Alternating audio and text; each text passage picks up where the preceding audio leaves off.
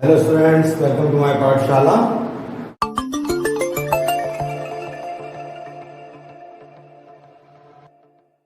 पिछली क्लास में हमने एनसीईआरटी एक्सरसाइज 3.1 को सॉल्व किया था। आज हम स्टार्ट करने जा रहे हैं एक्सरसाइज 3.2 को। तो चलिए देखते हैं। आपकी एक्सरसाइज का फर्स्ट सम है form the pair of linear equations in the following problems. मतलब आपको इनका लीनियर इक्वेशंस को बनाना है और and find their solution graphically, और के सॉल्यूशंस को ग्राफिकली सॉल्व करना है। चलिए फर्स्ट पार्ट देखें। 10 students of class 10 took part in mathematics quiz. If the number of girls is 4 more than number of boys, find the number of boys and girls who took part in the quiz. एक class में 10 students हैं जिन्होंने एक maths quiz में participate किया है और girls कितनी हैं? उन बॉयज से 4 ज्यादा है। हमको फाइंड करना है गर्ल्स कितनी है और बॉयज कितने हैं। चलिए सॉल्व करते हैं। तो यहां पर हम अज्यूम कर लेते let number of girls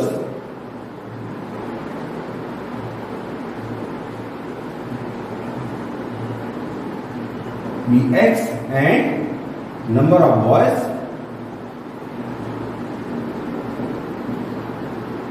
be y।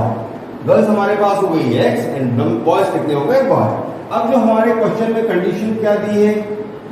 हमारे क्वेश्चन में कंडीशन दी है कि टोटल 10 स्टूडेंट्स है, मतलब गर्ल्स एंड बॉयज मिलाकर 10 स्टूडेंट्स है।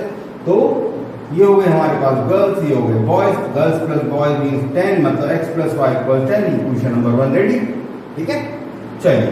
एंड अब आपसे दूसरी बात क्या कहा गया कि number of girls is 4 more than number of boys. अब गर्ल्स कितनी है हमारे पास? x है जो कि बॉयज से 4 ज्यादा है। तो बॉयज कितने थे भाई? y, इनसे 4 ज्यादा मतलब y प्लस 4। ये हो गई हमारी सेकंड कंडीशन रेडी।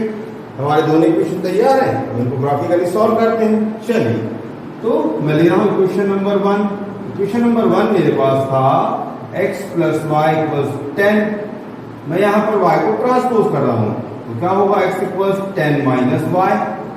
अब यहां पर हम y को डिफरेंट वैल्यूज रखेंगे और x की डिफरेंट वैल्यूज हमें मिलेगी।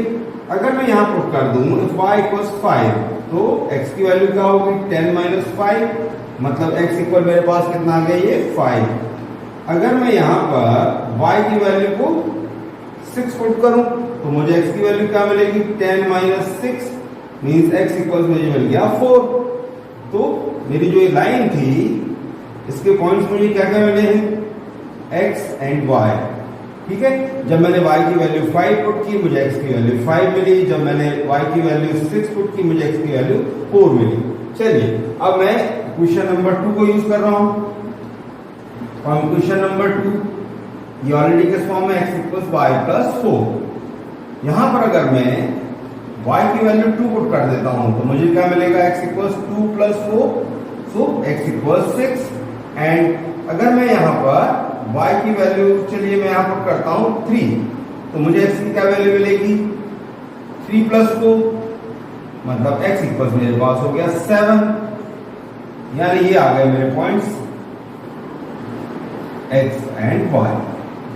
x की वैल्यू हमारे पास, y की वैल्यू हमारे पास 2 थी, x की वैल्यू हमें मिली 6। y की वैल्यू हमारे पास 3 थी, x की वैल्यू हमें मिली 7। ये हमारे पॉइंट्स हो गए।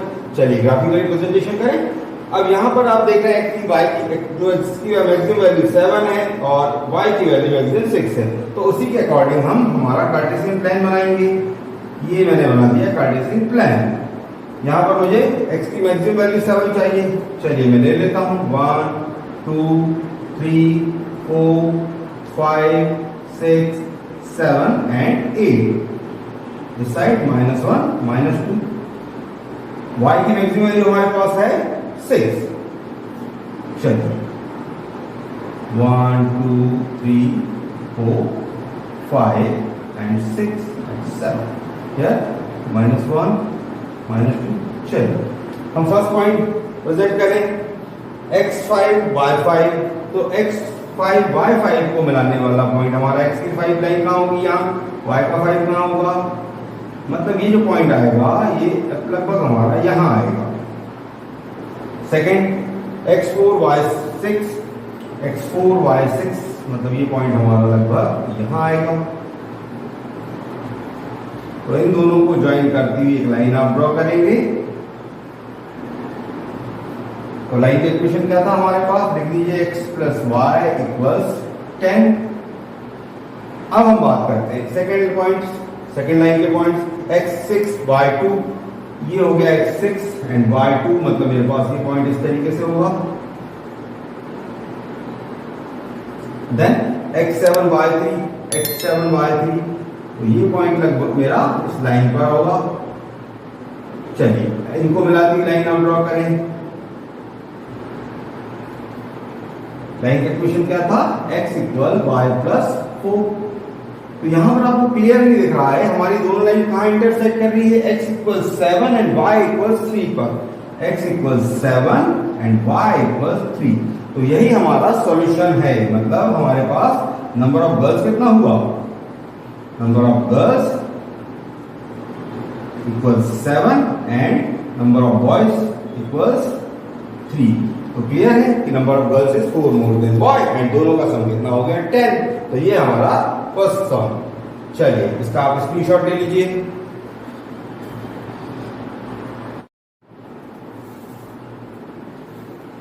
चलिए अब इसका सेकंड पार्ट हम देखते हैं।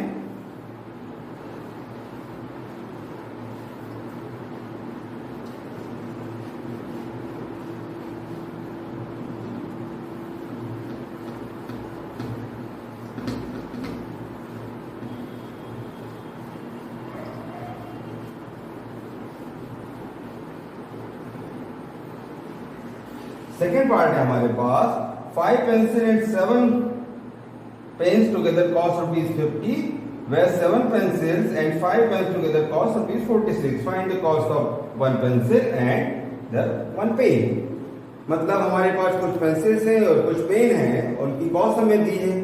तो हम मान लेते हैं let cost of 1 pencil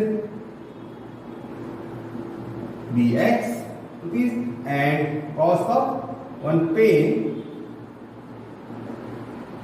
be rupees y।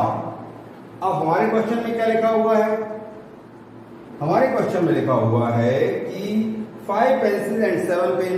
तो एक पेंसिल की कॉस्ट जब आपके पास x रुपीज है तो 5 पेंसिल की कॉस्ट कितनी होगी भाई 5x, एक पेन की कॉस्ट y, 7 पेन की कॉस्ट 7y, दोनों को प्लस करेंगे टोटल वैल्यू मिलेगी, ये जो हमारे पास है 50। तो हमारा इक्वेशन नंबर 1 रेडी। इसी तरीके से हमें क्या दिया गया है कि 7 पेंसिल्स और 5 पेंस की कॉस्ट कितनी है 46। तो ये हो गया हमारे पास 7x plus 5y equal 46। Equation number 2 ready. चलिए इन्हें ग्राफिकली सॉल्व करते हैं। तो मैं यहाँ ले रहा हूँ क्वेश्चन नंबर 1। यहाँ पर है 5x प्लस 7y इक्वल 50। मैं यहाँ y को ट्रांसपोज कर रहा हूं, तो मेरे पास होगा 5x इक्वल 50 माइनस 7y। सो 5x इक्वल्स x इक्वल्स क्या होगा मेरे पास 50 माइनस 7y अपॉन 5। चलिए अगर मैं यहां पर y की वैल्यू 5 पुट कर दूं तो मुझे क्या मिलेगा, x equals 50 minus 7 into 5 upon 5, मतलब x equals 50 minus 7 5 or 35 upon 5 means 15 upon 5। तो मेरे पास क्या नंबर आ गया, ये मेरे पास आया 3। अब अगर मैं यहाँ पर y की सेकंड कोई वैल्यू लेता हूं, अगर मैं यहाँ y की वैल्यू को 10 पुट कर दूं तो मुझे क्या मिल रहा है, x equals 50 minus 7 into 10 upon 5। ये हुआ मेरे पास 50 माइनस 7 टेंस आर 70 अपॉन 5, मतलब माइनस 20 अपॉन 5, यानी x की वैल्यू मेरे पास हो गई माइनस 4। ये x की वैल्यू मुझे मिल गई।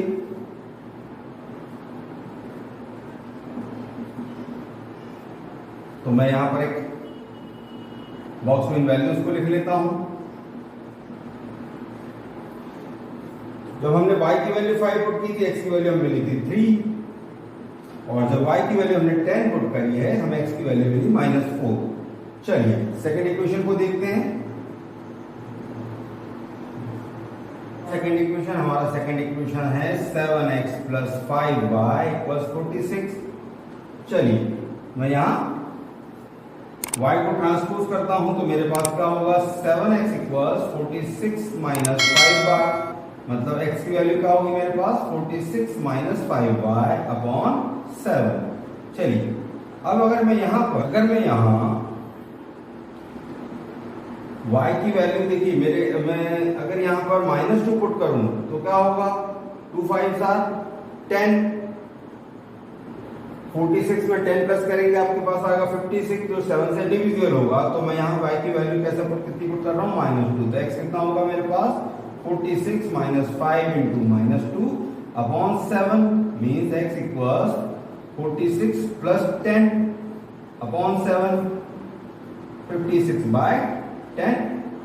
तो x की वैल्यू मेरे पास 56 बाय 7, 7 8 56, तो x इक्वल्स कितना है मेरे पास 8। और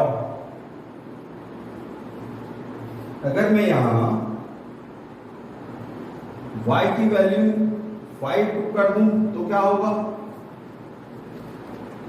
तो मेरे पास होगा x की जो वैल्यू होगी वो कितनी होगी, 46 minus 5 into 5 upon 7, means x equals कितना होगा, 46 माइनस 25 अपॉन 7, यानी कि मेरे पास हो जाए 21 अपॉन 7। सो इट्स हमारे पास वैल्यू क्या आ गई, 3।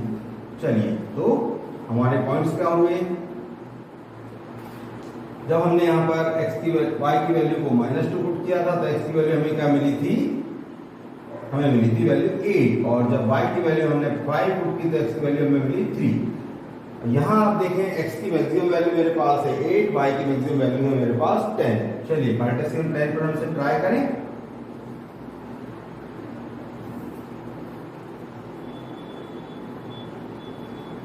वन 2 3 4 5 6 7 8 9 10, और यहाँ चले हम 1 2 3 4 5 6 7 8 9 -1 -2 -1 9। चलिए इन पॉइंट्स को डिनोट करें, x3 y5, x3 y5 का पॉइंट लगभग आपका यहां पर होगा। सेकंड पॉइंट आपके पास x की वैल्यू -4, y की वैल्यू 10। चलिए x की वैल्यू हमारे पास में इस तरफ आएगी -3 एंड -4, और ये 10 मतलब लगभग मेरा ये पॉइंट कहाँ आएगा, यहां आएगा। तो इनको ज्वाइन करके एक लाइन आप जब ड्रॉ करेंगे तो इस तरीके से आपकी लाइन जाएगी। ये हमारी लाइन का इक्वेशन क्या था, 5x प्लस 7y इक्वल्स 50। चलिए सेकेंड लाइन के पॉइंट देखते हैं, x की वैल्यू 8, y की -2, x की वैल्यू 8, y की -2, तो ये पॉइंट हमारा लगभग यहाँ होगा। फिर x की वैल्यू 3, y की वैल्यू 5, x की वैल्यू 3, y की वैल्यू 5, मतलब ये पॉइंट हमारा लगभग यहाँ होगा। इस लाइन का इक्वेशन क्या था हमारे पास, इस लाइन का इक्वेशन था 7x प्लस 5y इक्वल्स 46। तो यहां पर आपको क्लियरली दिखाई दे रहा है कि x की वैल्यू हमारे पास आ रही है 3 एंड y की वैल्यू आ रही है 5, मतलब हमारा आंसर क्या होगा, number of pencil equals 3 and number of pen equals कितना हुआ, 5। ये आपका आंसर होगा। नंबर ऑफ पेंसिल हमारे पास आए 3, नंबर ऑफ पेन्स आए 5। चलिए स्क्रीनशॉट ले लीजिए।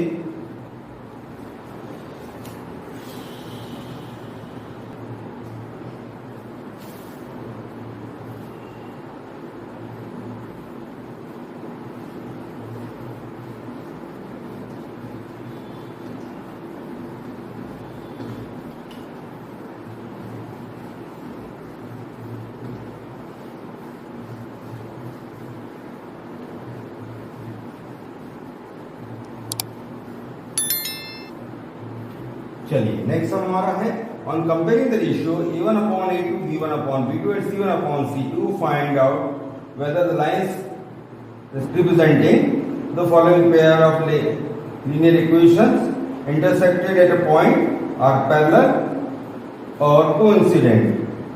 आपको बताना है कि लाइंस कैसी कर इंटरसेक्ट कर रही है, या पैरेलल है, या कोइंसिडेंट है। हमने तीनों कंडीशंस को समझा था। हमने समझा था कि अगर a1 अपॉन a2 की वैल्यू इक्वल ना हो b1 अपॉन b2 की, if a1 upon a2 is not equal to b1 upon b2, then lines are intersecting। Line हमारी इंटरसेक्ट करेगी।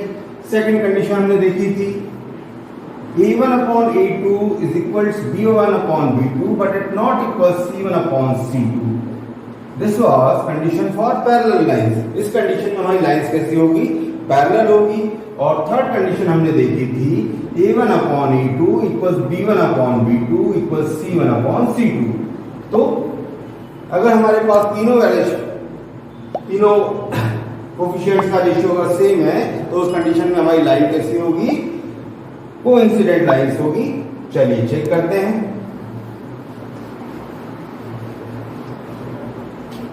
तो क्वेश्चन नंबर सेकंड का फर्स्ट पार्ट आप कर रहे हैं। 5x minus 4y plus 8 equals 0, 5x minus 4y plus 8 equals 0 and 7x plus 6y minus 9 equals 0। यहां पर हमारे पास a1 की वैल्यू हुई 5, b1 की वैल्यू -4, c1 की वैल्यू 8, a2 की वैल्यू 7, b2 की वैल्यू 6 एंड c2 की वैल्यू -9। चलिए कंपैरिजन करें तो 5/7 एंड -4/6 इनकी बात करें तो क्लियरली हमें दिखाई दे रहा है कि ये क्या होगा, -2 है, 3 होगा। लेकिन ये जो है 5/7 इसके इक्वल नहीं है। It means a1 upon a2 is not equal to b1 upon b2। तो ये हमारी कंडीशन में लाइंस कैसी होगी, इंटरसेक्टिंग लाइंस।